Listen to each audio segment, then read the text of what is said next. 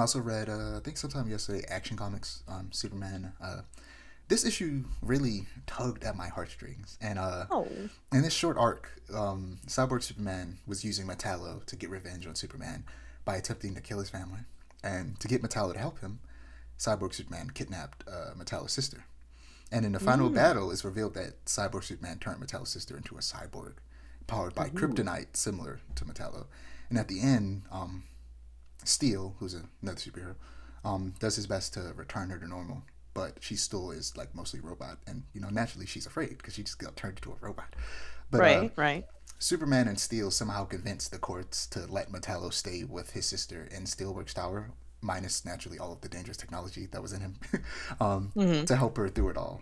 And Superman's capacity for empathy is just as super as any other part of him, and it's part of what makes him such a great and important character. Hmm. There's a was it the second Steel, Natasha Irons, who's the niece of the original Steel.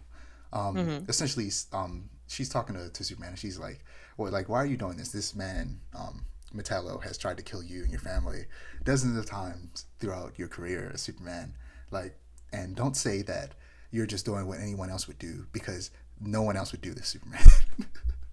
and he's like, "Yeah, you're right, but I think he'll surprise us one day." And as he says that, he's like comforting his sister, who she calls him. She says like, "I'm a monster like you now," and instead of getting hurt by it, he's just like, "It's okay. You got to live with this now." And I may be a monster, but I'm your monster. And I was just like, ah, this is so sweet. Oh. Why are you doing this to me, Action Comics? Okay, Superman, chill out.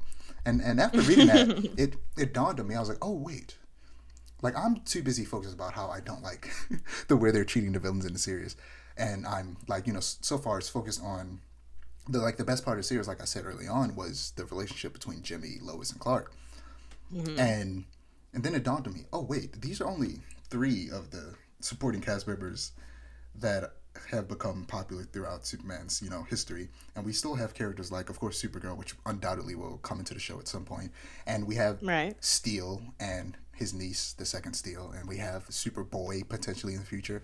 We have, Ooh. who knows how long this show goes. If it goes long enough, we might get Superman's son. Like there are so many potential like my brain just exploded when I realized, oh wait, there's still so much potential in this show. Like there's still a bunch of cool characters we haven't seen yet. Who knows? Maybe they'll do a Death of Superman type story where, of course, Superman doesn't actually die; he comes back.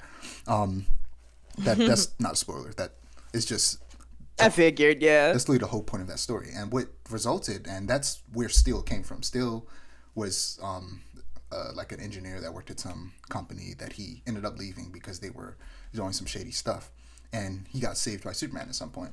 So when Superman is killed by Doomsday, he is there's this comic called Reign of the Superman where a bunch of people try to fill the void left while Superman is healing, but everybody thinks he's dead. And one of those characters is Superboy, who was made by Lex Luthor as a clone of Superman, Mm. using his own DNA, Lex's and Superman's. And then you have Cyborg Superman, Hank Henshaw, and you have the Eradicator, which essentially was a robot built to protect Superman while he's healing, and Steel, who essentially makes himself like an Iron Man suit to Ooh. be a superhero and defend the city while Superman's gone. And I'm excited to see if they do something like that in this series. And as much as I don't like what they've done with some of the villains, there's some villains that I'm like, you can't really change this villain too much.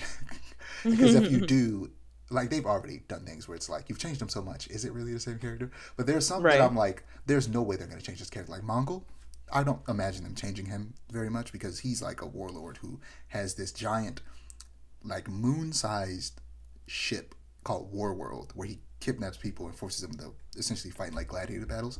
I don't see them Wow. like I don't see how you change his character because that's just his character, and there's no reason to change that. It's perfect. Yeah. He's perfect the way he is. But yeah, I guess that's my Superman talk for this episode, and we'll have even Mm. more next time when you see it. If you, I mean, When I'm caught up, yes. yeah, no rush. But if you manage to check out, I don't know, some episodes, um, in between now and like Wednesday, we can record a short little thing to add into this Okay. episode. Yeah, I'll try. And then also I'll probably try and read some actual Superman comics, because the more you tell me about the lore, and how insane it is, the more I want to learn more about Yeah, Superman it. comics great. I like if I were to give some recommendations, I would say the easily the most popular Superman comic, bar none. Like there is no competition. Is All Star Superman. Mhm. By why am I forgetting their name? They're like one of the most popular comic book writers in history. But yeah, that's a good one. And Superman. What is it? Superman for All Seasons. That's what it's called. Mm. That Gotcha, is gotcha, that's a gotcha. really good one. Superman for All Seasons, All Star Superman, and Superman Birthright. Those are the three. Okay, those are the ones I was Ooh, trying to remember. The other ones I were naming were ones that I haven't checked out yet myself. gotcha. But yeah, I'm gonna have to check out Super Wizard. There's one called I haven't read it yet, but I hear it's really good, and I'll suggest it because it just has a wild name that'll instantly interest you. It's called um like Superman destroys the clan, and yes, that clan. Like Um, the oh it's not. oh It's that's not the exact name. Hold on, let me look it up. Superman smashes the clan. That's what it's called. mhm. That name alone, I feel like, I've seen like is enough to get scattered you interested. panels from this. Yeah. Yeah, I that's the one I have to check out. It's a single issue, I'm pretty sure. Yeah, Mm. but yeah, we'll talk about Boys for Bed next time. So